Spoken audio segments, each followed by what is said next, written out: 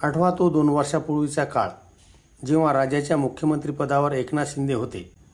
कालपर्यंत शिंदे ठाकरे गटातले पहिल्या फळीतले नेते होते, पण बंडाचं धाडस त्यांना नंबर 1च्या खुर्चीवर घेऊन गेलं. असं म्हणतात की माणूस कोणताही असो, जो क्रमांक 1च्या खुर्चीवर बसला तो मुरब्बी होतोच. ती खुर्चीच तशी आहे. पहिल्या पत्रकार परिषदेत माईक ओढून घेणारे फडणवीस आणि खांदे पडलेले नंबर 1च्या खुर्चीवर बसलेले शिंदे अनेकांनी पाहिले होते. पण त्यानंतरच्या 6 महिन्यातच शिंदेंच्या कपड्यांचा स्टार्च कडक झाला होता. पडद्यामागून सूत्र हलविण्यात शिंदे मुरले आणि आता भाईची भीती वाटते अशी दबक्या आवाजात चर्चा सुरू झाली होती. आता शिंदे देखील हलत नसतात असं बोललं जाऊ लागलं. शिंदेनी देखील डाव खेळला होता. गंडला असता तर शिंदेसाठी तो राजकारणातला अंत होता. पण शिंदे टिकले, म्हणूनच आता महाराष्ट्राचं राजकारण शिंदेभोवती असेल असं बोललं जाऊ लागलं. पण नंबर 1ची खुर्ची शिंदेंना टिकवता आली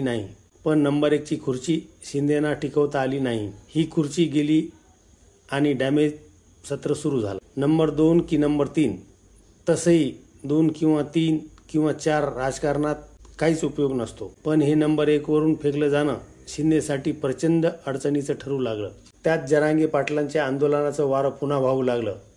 हे वारं शिंदेंना पुन्हा नंबर 1च्या खुर्चीवर घेऊन जाईल असे बोलले जाऊ लागलं. पण अगोदरच नंबर 1 वर बसलेल्या व्यक्तीने हे वादळ पेललं. पण हे पेलताना नंबर 2ची आणि 3ची खुर्ची डळमळीत होईल याची खात्री केली. जरांगे पाटील 4 पानी कागद घेऊन माघारी फिरले.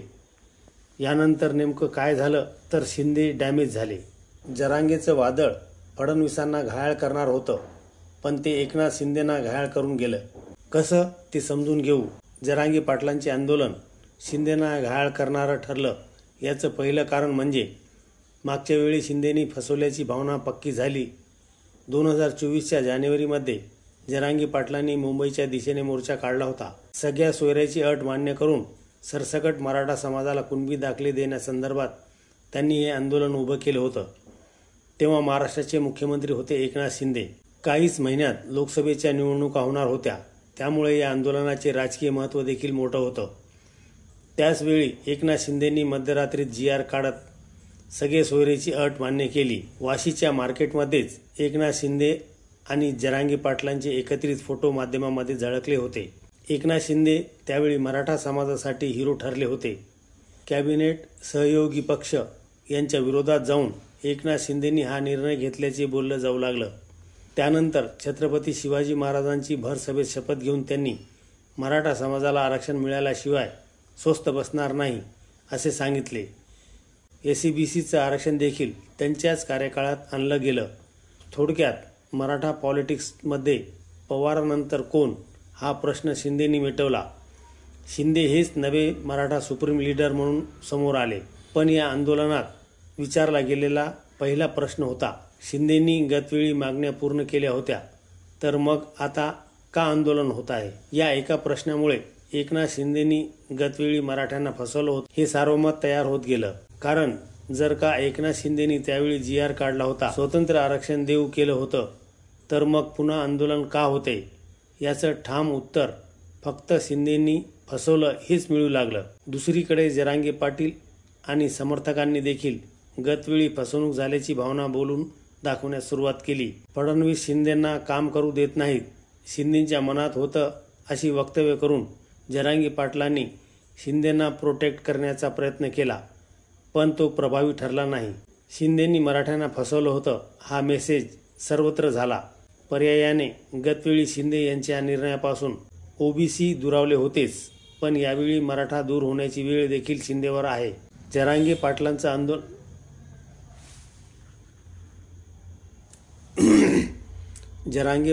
आंदोलन शिंदेंना घायाळ करणारं ठरलं असं म्हणण्याचं दुसरं कारण म्हणजे आंदोलनामागे शिंदे असल्याचा मेसेज. गेल्या 4 महिन्यापासून शिंदे फडणवीस कोल्ड वॉर सुरू असल्याच्या बातम्या सुरू होत्या. एकामागून एक एकनाथ शिंदेंचे नेते अडचणीत येऊ लागले. यामागे कुठेतरी नंबर 1 आहे असं बोललं जाऊ लागलं. पण याच काळात एकनाथ शिंदेंचे दिल्ली दौरे सुरू झाल्याने अधिकच चर्चा सुरू झाली आणि या कोल्ड वॉरमध्ये शिंदेच बाजी मारणार असे बोलले जात होते. आता हा खेळ सुप्त राहिला नसून उघड झाला. अशी चर्चा सुरू असतानाच जरांगे पाटलांच्या आंदोलनाने जोर पकडला. जरांगे पाटलांनी देखील आपला पूर्ण फोकस फडणवीस यांच्याकडे शिफ्ट केला, पण त्याचवेळी एकनाथ शिंदेचे समर्थन करण्यासही सुरुवात केली. त्यामुळे एकनाथ शिंदे जरांगे पाटलांना बळ देत असल्याचे बोलले जाऊ लागले. मात्र राज ठाकरे यांच्या वक्तव्यानंतर या चर्चांनी जोर धरला.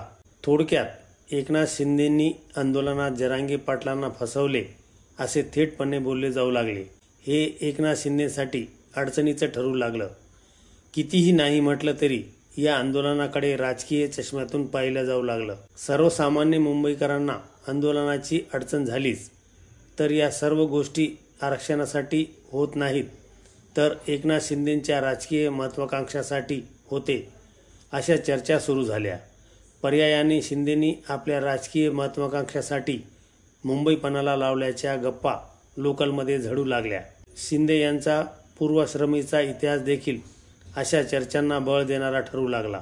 दुसरीकडे मराठा समाजात देखील या मेसेजमुळे शिंदेबाबत चुकीचा मेसेज गेला. मराठा आंदोलकांचे पहिल्या दिवशी हाल झाले, त्याचे खापर प्रमुख म्हणून फडणवीसावर फुटण्याऐवजी इथेही शिंदेंची चर्चा झाली. शिंदेंनी स्वार्थासाठी मराठ्यांना पणाला लावलं असं गावखेड्यात बोललं जाऊ लागलं.